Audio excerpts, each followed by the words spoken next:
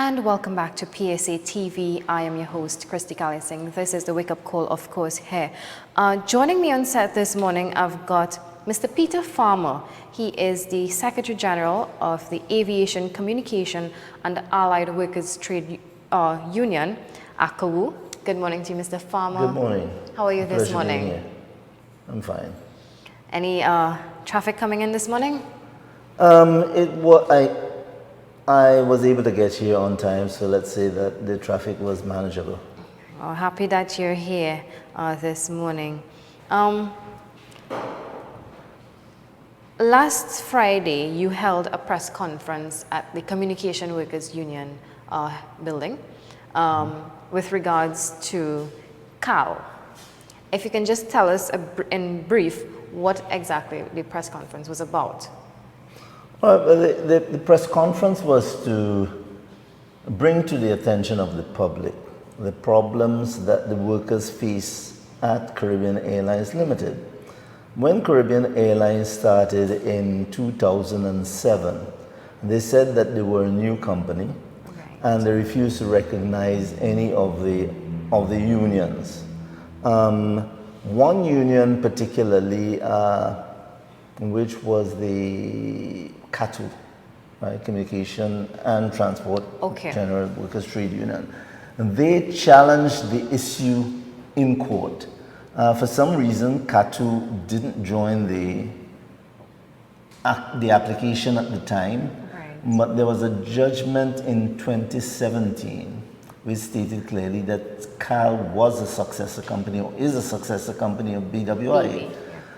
They have been resisting the approaches of the union for any discussions, and since 2007 there have been no negotiated increases of the workers. They give increases when they want and to whom they want, you know, which is something. The other thing that we find has taken place is that the workers are scared even to join a union or to see. They've been telling them not to join a union.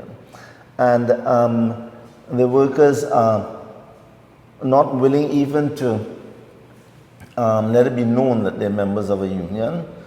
If even when they have problems and they bring representatives and so on, the company refuses really to entertain the union, whether it's the majority union or not.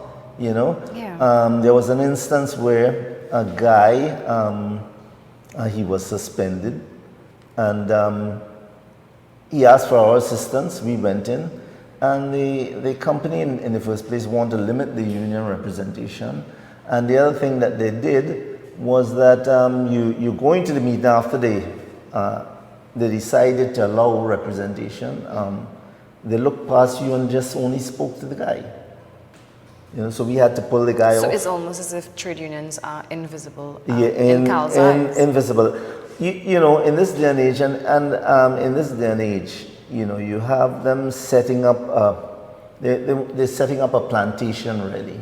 That's what they set up, a plantation atmosphere. And that's not good. And it's not good, you know, and we're trying to at least re-establish the participation of the voice of the workers within the company. I'm seeing here an article done by the Newsday. It says Peter Farmer, Secretary General of the Aviation, Communication and Allied Workers Union, yesterday raised concerns that Caribbean Airlines management was bullying its workers. How exactly is the workers there being bullied? Bullying and mobbing is a big problem. Yes. As a matter of fact, it's a big problem apparently in Europe. It seems to be a big problem. I came across an article on the issue that I think capsulizes the problem pretty good. And it's by a woman called Noah Zanoli, and it's entitled "When Conflict in the Workplace Escalates to Emotional Abuse." She begins the article I think in the opening paragraph, where she highlights the views of a worker who says that every day was like going to war, going into battle. You know, I was afraid to trust anyone for fear. They were the enemy. My physical and mental reserves were depleted.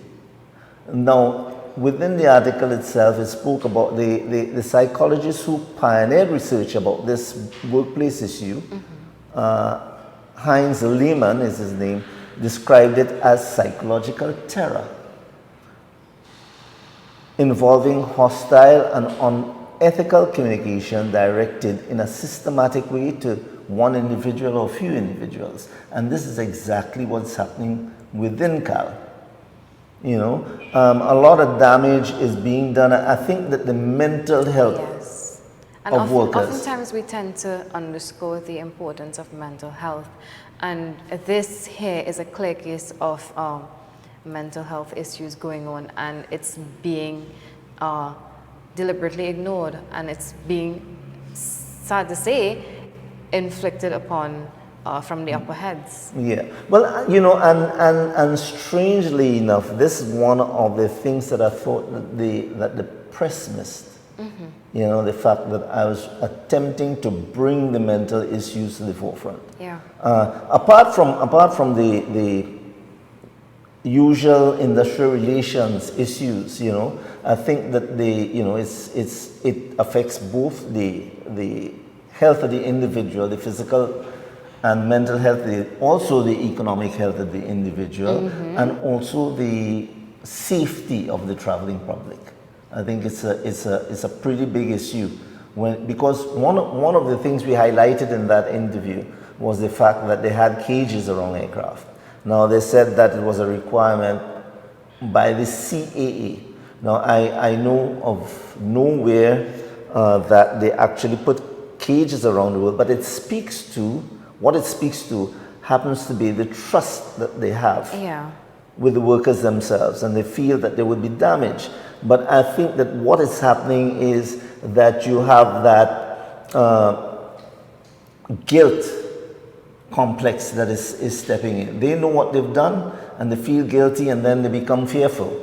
The guilt-fear relationship that they have within themselves, that the workers will do something terrible. So that is the reason why there are cages. It could be one of the reasons, because they really don't have any good relationship with the employees themselves. The workers are fearful, as I said, and they just don't want to come out and say that they're union. They're afraid to speak to people. And I'm sure they're expecting productivity to be at an all-time high. They expect that, and the thing is that a lot of the people that they attack really, they are good workers. They live up to the standards of the company, etc., and then they just abuse them totally. Do you have any direct report of perhaps any individuals, probably suffering from stress levels too high, or? I was told that there had been one suicide, and there is no proof that there is linked to the type of stress and that exists. But I have evidence, for instance, where some of the symptoms that are spoken about in this article has been experienced by a couple people. For instance, I made reference to this incident of a particular individual that we attempted to represent. Now, he worked in a confined area, and as a result of working on the confined area, apparently he developed an injury in his back. He went to his doctor. He didn't report it as an industrial injury, and the doctor gave him 5 days sick leave. This occurred during the World Cup tournament recently, and he went out. I don't know if it was a doctor where, but as he was passing some bar with it on television, and a match apparently attracted him. He stopped at the bar,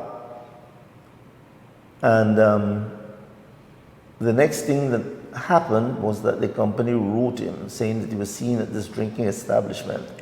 having a beverage that was obviously, this was their language, something of their language, obviously an alcoholic beverage. And then they tried to tie in the utility of his job, even though he's in sick leave and he's not on the job, the utility of what he's doing to the safety of the traveling public. A man who's on sick leave. Yeah. Yes. And in fact, I've heard a guy say that he was being followed. The company actually had somebody following him. We're talking about Caribbean Airlines. I'm talking about Caribbean Airlines. I'm talking about the management of Caribbean Airlines. Very, very interesting. But have you tried to probably seek a meeting with management to, discuss all these issues? We've tried on a number of occasions to get information in keeping with the last registered collective agreement, and to no avail. They don't want to communicate. As a matter of fact, one of the things that happened in this particular case that I spoke about, when it was reported to the ministry, the company never came, claiming that we are not the recognized majority union, and it's outside of their remit. Their responsibility is to turn up. But instead they write, Mr. Berkeley, who is the vice president of human resources, he writes the permanent secretary of the ministry and openly says that they've got no relationship with the union, formal or informal. Yeah, I've seen. And they stick to that. I saw you were also calling for his dismissal. Of course. I think that he has done enormous damage, to a lot of people in terms of their health and so on. And I think that he ought not to be there.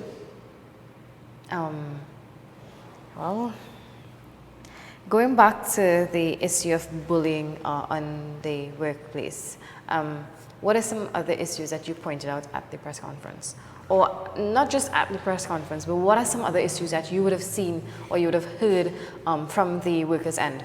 All right. Well, because of the fact that they don't want to recognize the union and there haven't been no negotiations. You can't really have direct talks. One of the things that they're supposed to do as a successor company would have been to observe, let's say, the terms and conditions of contracts that would have been registered.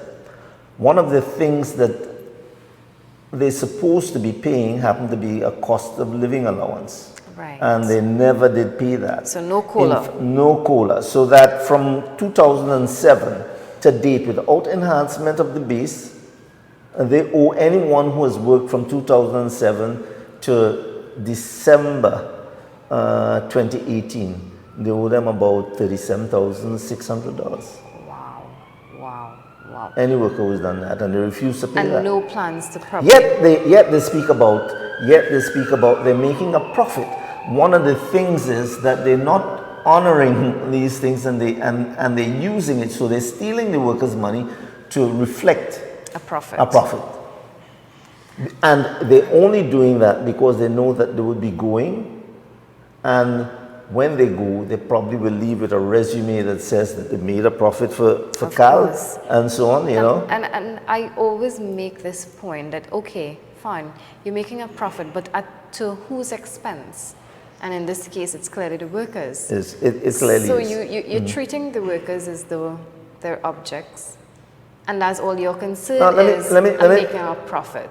Let me give you another example of something that came to my attention recently.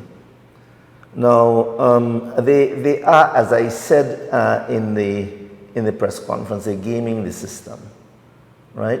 Appealing the decision, for instance, to recognize that they're a successor company buys them time. You go to court, right? One of the things that they have not been doing happens to be even honoring the deduction of dues of members. So that you have to be workers have to be running all over the place to pay their money, right? For something that is a constitutional right of theirs. Yeah. And it's absolute foolishness, you know. That way they also damage the union, and they know that by limiting the resources of the union cannot, or they would have difficulty fighting it on a legal basis, the issues that they have. And then we are an essential service, so therefore you're limited in terms of the types of action that you can take. All right, and let me just stick a pin there. In case you're now joining us here on PSA TV, this is the Wake Up Call.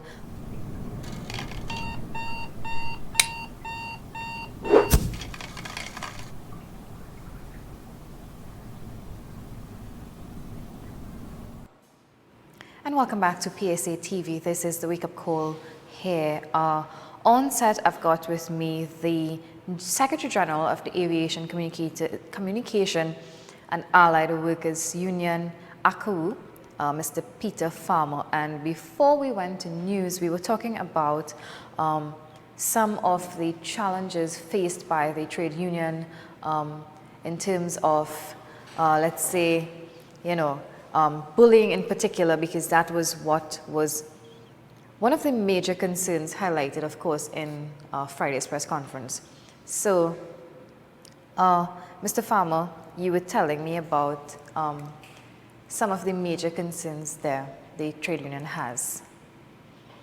Well, for instance, like with respect to working conditions, one of the groups that has been in touch with us and has presented their problems happens to be the flight attendants. Yes. I know for a fact that that they are somewhat overworked. Carl has a big talk about the Cal Cafe, which apparently is another trade that sells Caribbean, Trinidad and Tobago products. But what happens is that the workers are exhausted to the extent that if there happens to be an emergency during the flight, right, there would be of little assistance to the passengers. So that is something that I think it may be they claim that they make money from it, but I think that it affects safety. Another thing that they do, once they can operate with a minimum crew, they do like on the I think the Tobagos, you know. But if anything should happen and they have to do a manual demonstration of safety, there are areas, if they've got 3, there are areas of the aircraft that won't properly see the demonstration because of the fact of the limited crew, if you had 2 people. So that's another thing.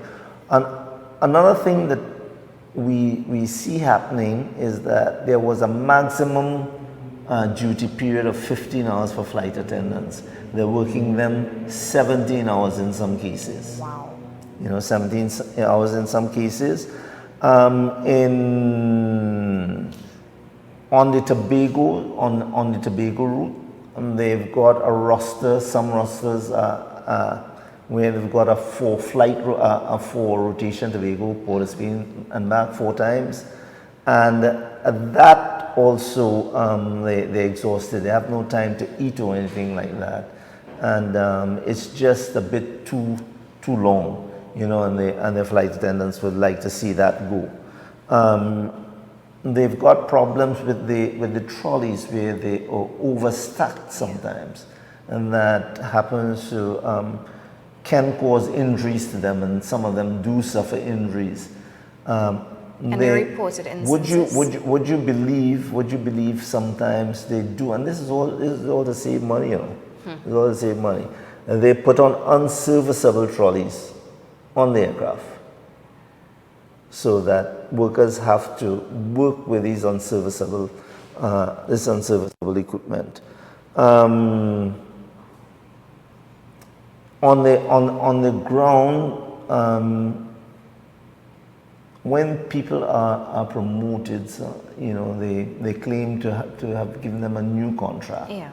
What I think, and we don't see, we don't know, but I suspect that one of the things they may want to do, that if they've have to have a redundancy or anything. Those payments at the higher rate will only come as of the date that the person was promoted, when they should have been, let us say, from the date of the employment. All these little problems, and these are, these are industrial relations problems. They have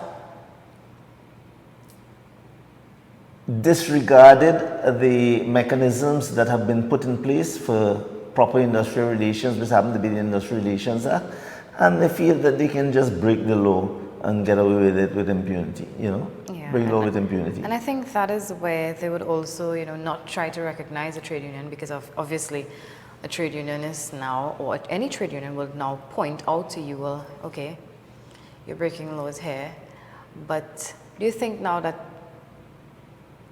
ACAWU is probably trying to cripple the trade union there? Well, they have been actually trying to break the trade union. But one of the things that we have to realize is that, for instance, with a state enterprise, it's taxpayers' money.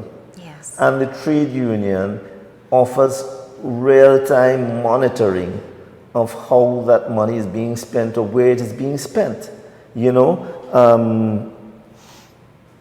I don't have all the information, but this is something that we're going to look at. This happens to be the spending of BWI, the amount of money that they've spent on Marshall, for instance, say that they're marketing.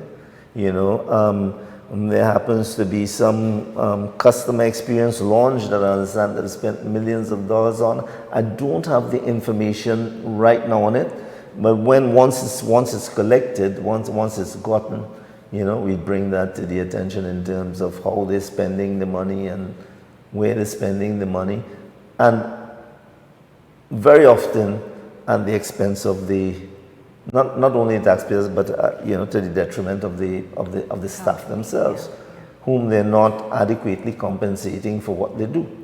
In on average, how many flight attendants are there? I think that there may be roughly about 400. I don't have the figures here. I used to have it somewhere about, but as I said, one of the things that we've asked them for in accordance with the agreement happens to be a breakdown of the groups in the different areas, and they just refuse to respond. So you really don't have accurate figures in terms of who these people are and where they are. So what is your next step of action if it is that they aren't responding to you? There's no sort of correspondence between you, the trade union and management? Well, one of the things that we can do, if in fact there happens to be an appeal, we can ask to join the appeal as an interested party. Okay.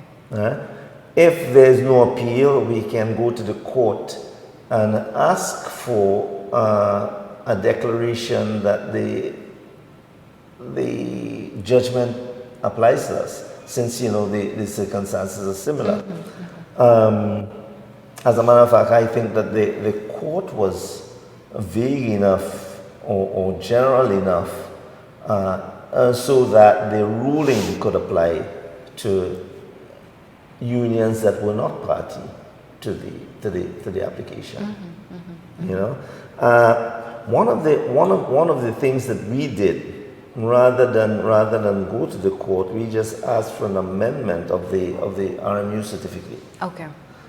So in other words, where there was BWI International, Trinidad and Tobago BWI International, Airways Corporation, just put CAL on it, and so that we'll see how the recognition board responds to that. Well, I know a lot of other trade unionists have complained about the process done at the recognition board, but recently we've seen a couple newer members on the board itself. So let's see if that will make a difference. Well, my understanding was that for a while there was no actual board in place. Yes, we did not have a board for a while. Yeah. So, what I know, I have not come across that the board has been appointed. Where I saw people being appointed happens to be the industrial court itself. as opposed to, let us say, the recognition board and whether they've put a board in place. Yeah, there is a board now. There is a board, yeah. Let's move along to Cal's response. Now, Cal claims that they are unaware of claims of any bullying taking place there.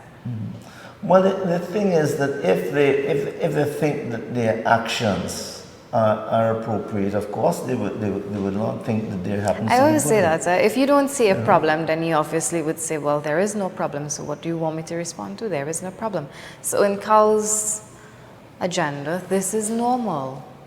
That brings into question what you consider normal. As far as they're concerned. Yeah. But you know, the thing is, for anyone, you know, it tells you how much the people who are collecting, you know, the big bucks that happen to be in this job know about industrial relations when they refuse to go to the ministry and even turn up or want to play the recognition board and say that the union has no representation. This is something that they ought to make at the ministry in person. They ought to turn up. That's what they ought to do. You know what I mean? And then they can make their arguments there. But they ought not to take the position and try to decertify the union. Yeah. Right? Which happens to be something outside of their remit. You know, outside of what they're supposed to do. Or they're capable of doing, or they have any powers to do. You know, but they're doing it, and or they're attempting to do it, and whether it's through ignorance or by design, you know, they're getting big bucks for the disrespect to the provisions that are put in place for the improvement of industrial relations. So I'm seeing here, Cal, they reiterated that investigations, its previous position on movable cages, and you were just talking about the cages there, placed around the aircraft when they were grounded. They claim that it is in accordance with the TT Civil Aviation Authority and Airports Authority regulations. All authorized staff and people wishing to access the airside restricted area at ACAWU, which includes the hangar or Caribbean Airlines compound, are subject to, of course, screening and other security controls. Well, as I said, it speaks to the relationship that they have, and the whole thing about the fear aspect of what they're doing. You know, what they've done and what they fear. You know, they're the ones doing the illegal things. They're treating workers a particular way. And they fear the reaction, and maybe that's one of the reasons why it was done. I think that they're less than forthright in terms of their response, and they want to come clean with the public. Before you go, let's just talk a bit about the actual working conditions that these flight attendants have to endure on a daily basis. What are some of the conditions they face? Okay, for instance, when passengers come on board, one of the things that we understand is that, or at least the flight attendants would like them to do, happens to be stricter monitoring of the carry-on baggage. Some of the baggage that happens to be carry-on happens to be way too bulky or too heavy, and they're supposed to lift them and assist the passenger put their stuff, and it's just heavy, and this is where some of them injure themselves. I've been told that a guy came on with a bag full of gold. You hear me? Full of gold, and he just couldn't lift the bag. And wow. And they don't monitor these things, or they allow it, you know. And as I said, the things like the trolleys that don't work, again, people can injure themselves. Is management aware of these things? Well, the thing is whether they're aware of it or not. If they would only recognize the union would be able to bring whatever problems the workers have to their attention. But you know, if even the workers bring it to their attention, nothing is done. Absolutely nothing is done. You know, and vague and veily, sometimes they're threatened with dismissal. They're threatened with dismissal. As I talk about, I spoke about gaming the system. Yes.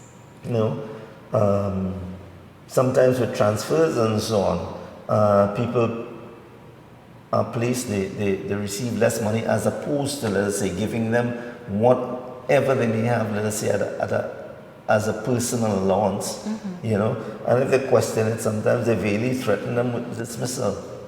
And that sometimes if they may request the transfer for whatever And again, reason. that would, in fact, no one likes to work in a position where your job is being held over your head. You're just dangling this, you know, like. That's right. Okay. And when we spoke about the bullying and so on, now you've got trained technicians. And there was a meeting held by one on the maintenance and engineering department, and the VP there told the engineers there and the technicians there that they should be happy that Cal gave them a job, you know, when they brought their complaints.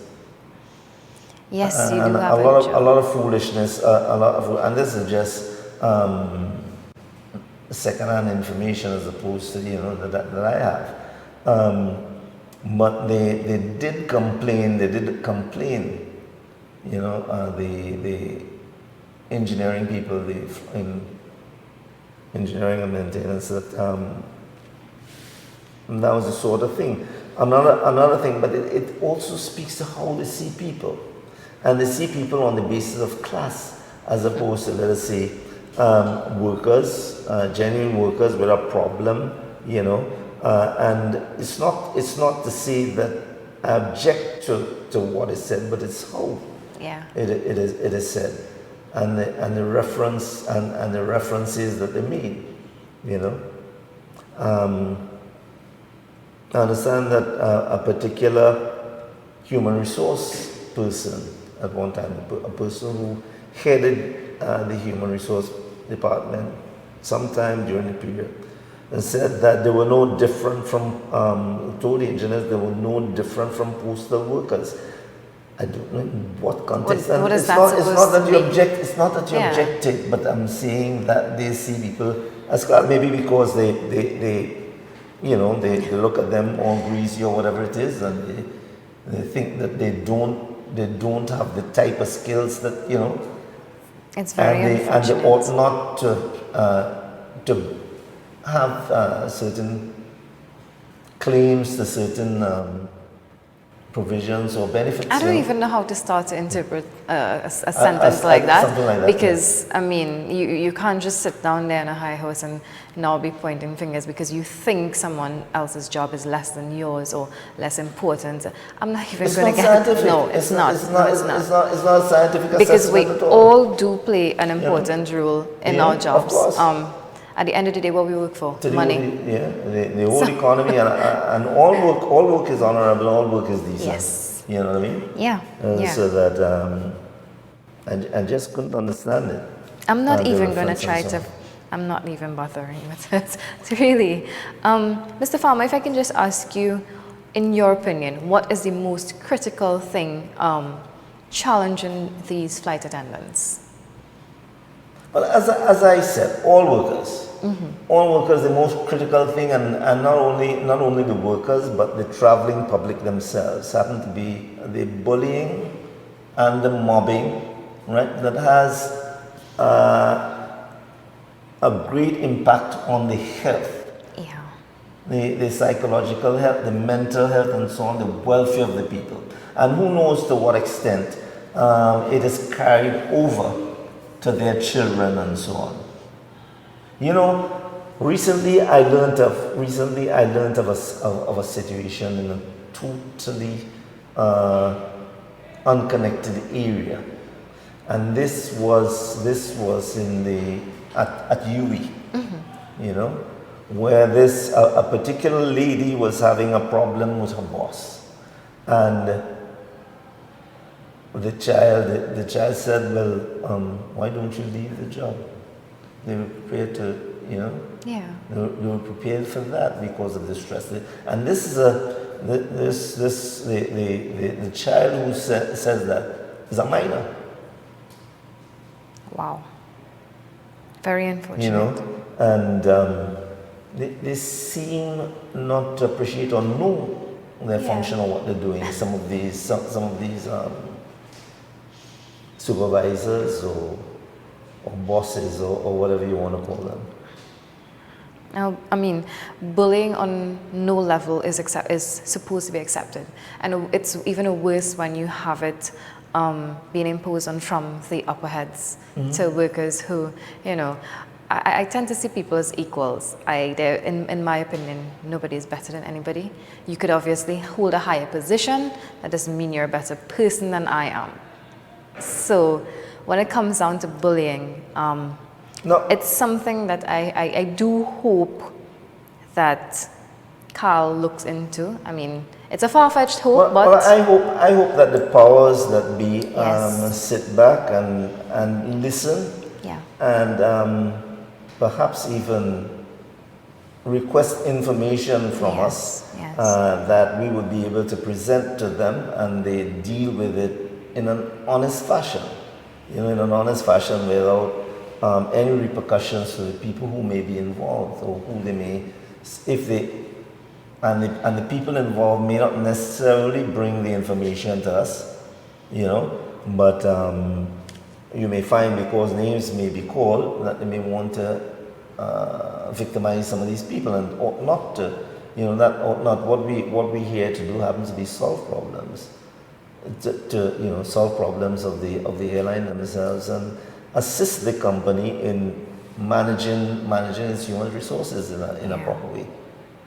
And and work towards making the types of profits and advances that the airline ought to make. Mr. Farmer, I just want to ask you your closing comments before we wrap things up for today. Your closing comments. Well, one of the things that we're going to do will be to, as far as possible, work towards resolving the problems of the workers, in terms of the recognition that they ought to have, in terms of the working conditions, try to improve it, that sort of thing. Anything that deals or improves the industrial relations within the company, even people who have left and that are being denied, for instance, the retirees, and a lot of them have to go. They've lost their flying benefits, and that is part of their property. Yeah, that's part of their property. You've got there's so many things that I can talk about. Where in fact they're stealing, and they're just they're just heartless. And it's unacceptable, actually, and it's horrible, it's horrific, and I think that if the public really knew what's happening, I think that they will take the appropriate action that they ought to take. The other thing is that the management themselves, they're not managing the company as they're supposed to. I mean, some of their fears, they've allowed other airlines to come in and manipulate or take their loyal customers, and all because of things like their fare structure and so on. We had that problem already with American Airlines. That problem existed. Well, that's a conversation for another day when we invite you back here. But as is, we are pressed for time, so I want to say a special thanks to you this morning for coming on. A very eye-opening discussion this morning, very informative. I learned so much about what goes on behind those welcoming faces that you meet and greet at the airport. They were obviously trained to be, this welcoming person, but there's a lot that goes on behind there. And this is where you and your union comes into relaying this message to the general public. So I want to thank you so much for opening our eyes this morning into what exactly goes on behind these flight attendants there. So thank you so much, and I do hope that some resolution comes sooner rather than later. Well, thanks for having us. It was an opportunity really to present the problems, and I hope, as I said, that we were able, and you, if any of our success would be, some of it would be owed to you and the exposure that you've given us here today. Thanks for having us, and we hope that we'd be willing to come if invited. Yes, if invited yes, again. yes, yes. Right. Thank you so much. You're welcome. Thanks a lot. Okay, so we're going to toss to news right now, and when we come back, we're going to take a short break right now, and when we come back, we'll continue our discussion. Stay with us.